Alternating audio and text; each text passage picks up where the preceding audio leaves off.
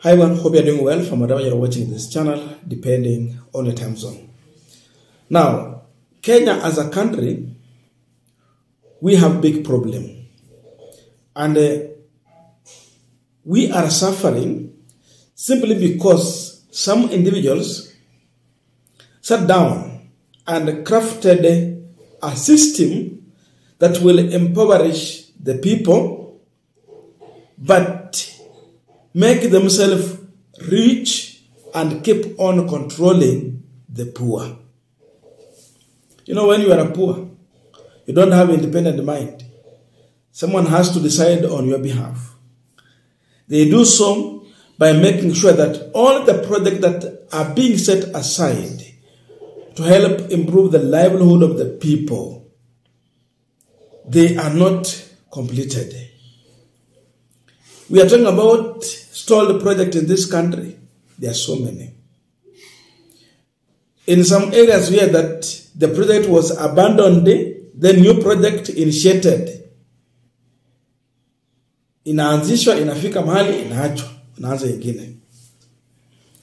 But now, the worst is that when you hear that a project is stalled, but the money was given out. Sikia mambo ya stadiums to help in building talents. Talents do pay. And we have youth in this country who are jobless. Some can go into talents.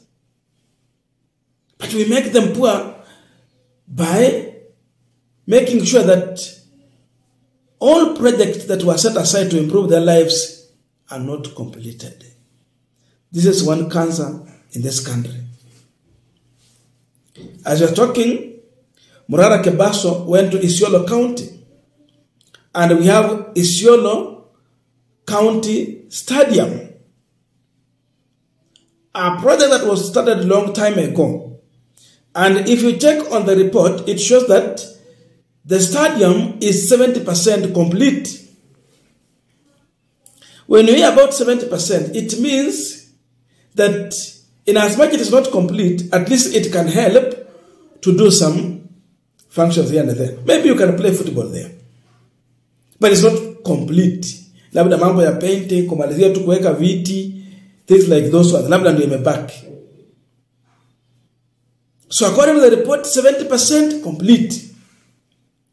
But if you go on ground, with the videos that Morara is sharing, it just shows that this project is at maybe 40% complete. But the money was given.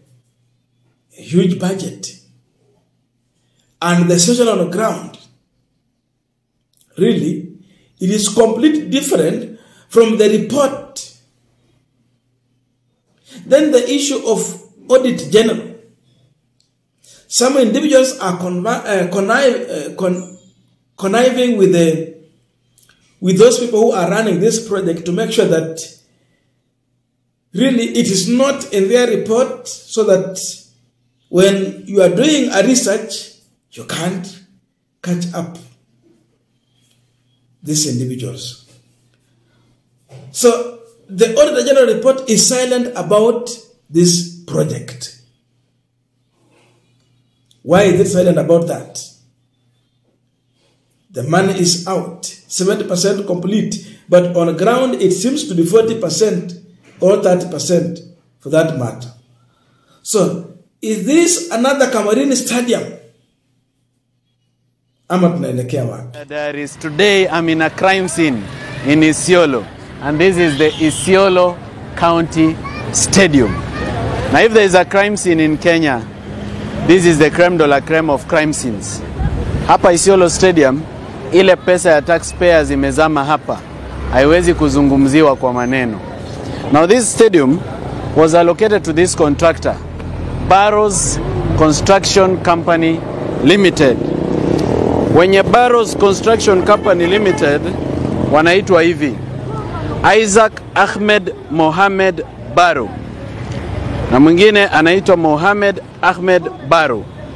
Alafu company secretary ni Appel Alois Kwengu.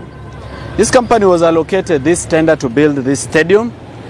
I've been looking at the records. And the only records I'm able to get is from the controller of budgets. From the controller of budget, I'm able to get that during the financial year of 2018-2019, hii stadium iliwekewa 130 million na hiyo pesa yote ikalipwa contractor. Tena kwa mwaka wa 2020-2021 ikawekewa 86 million. Contractor akalipwa 61 million. So if you do 61 million plus 130 million, that brings you to around 191 million. But that is not correct. I've realized that there is a very deliberate attempt to ensure that records are missing for this contract. Because hii kitu imekuwa ikiallocatiwa pesa in many financial years, and that money keeps getting stolen. In my own estimation, the money that has been lost here could be probably about 800 million. I'll tell you about the corruption going on at the office of the Auditor General later. Let's first see the stadium.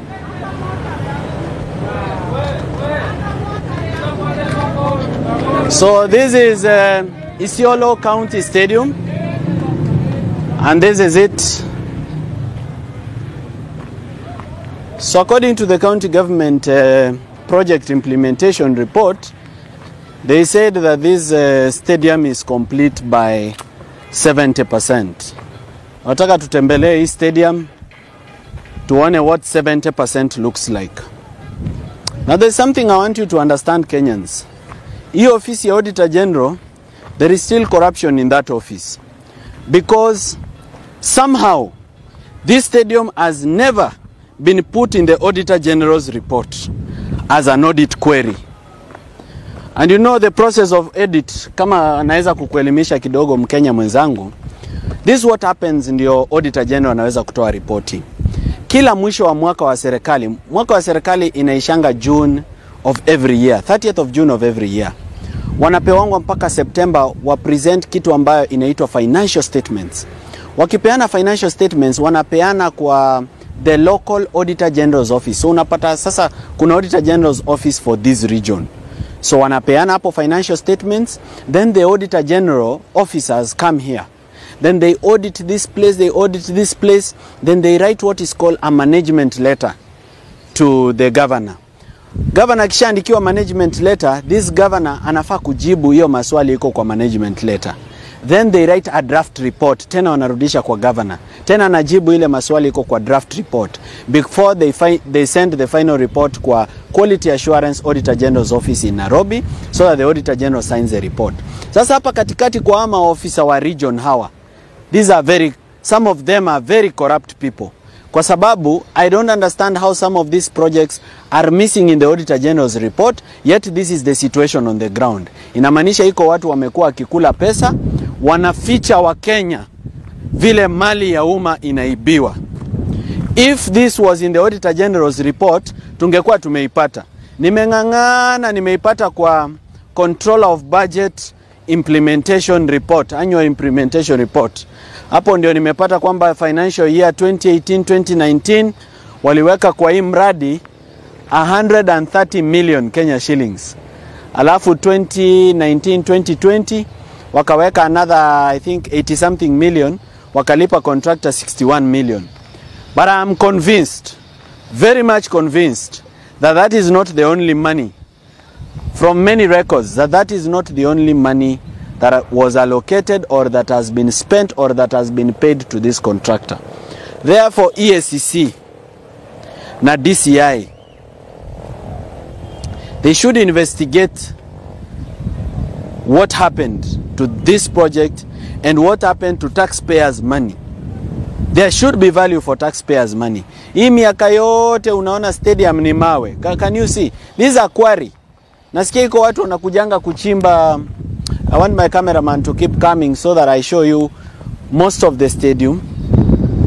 Unaona iko watu wa construction wanakujanga kuchimba mawe hapa in this stadium. You can see it's a shell. Hapa Isiolo people wangekuwa wamejenga talents. The youth wangekuwa nafurahia hii stadium. It would be available for national events. Angalia. Ng'ombe na mbuzi wanakula nyasi kwa stadium. Yeah? So there is so many conflicting reports. Some people say the money that was allocated was 384 million, others say 600 million, others say 900 million. The only source of truth should be the Auditor General's report, and it is missing. Kwa hivyo wewe Auditor General Nancy Gathungu, tafuta ukweli ya hii kitu and make sure that the officers that are working in this region are called to Nairobi and questioned about how this stadium missed the Auditor General's report. Ona, hizi ni mbuzi. Hizi ni mbuzi zinakula kwa stadium. Na stadium yenyewe hata nyasi haina. Yeah? Very sad situation. Just opposite this stadium, kuna another stalled project. Hiyo market hapo. That's a county market that has been stalled for more than 15 years. Ile market iko pale. So I'll be bringing you back to that market and telling you about it. But this is the sad story of Isiolo Stadium. And in spite of many agencies complaining about this stadium, including the Senate Committee for Public Accounts that came here, nothing has been done about this stadium.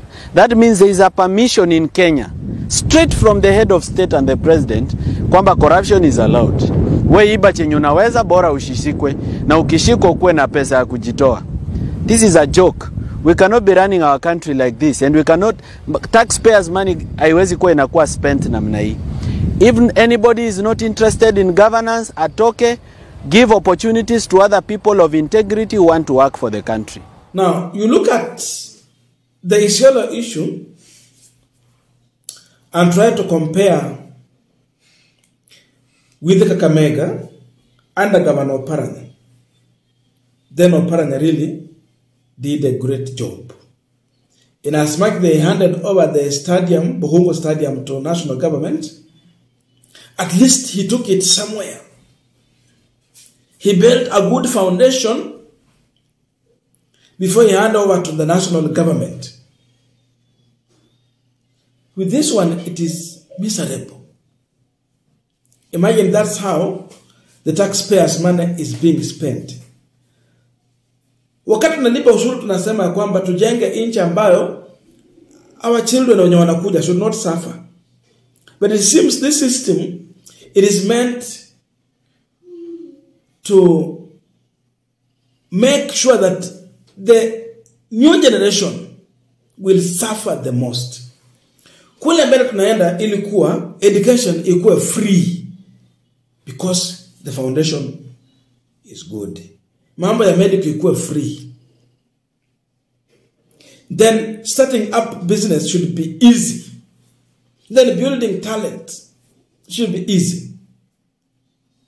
Kenya inafaa ikuwe industrialized. But going by what is happening, you look at things then you wonder. Then the new government that we have in office, they seems to be glorifying corruption. They are not willing to fight corruption. Instead, they are here to defend the corrupt. And they are leading from the front. So you look at this, then you wonder really, mambo ya corruption, itawahi shughulikiwa hii Kenya to conclusion. We have a government that is a rubber stamp of corruption, that is going to defend the corrupt. With this, I don't see any promise of a new Kenya. It's a big problem. So watu wa Isiolo na vijana wa Isiolo watawahi furahia na kushabikia matunda ya devolution na national government kwa maendeleo siku gani? When we have national events happening at such a stadium, you are bringing business to the residents. They will do trade. Watauza.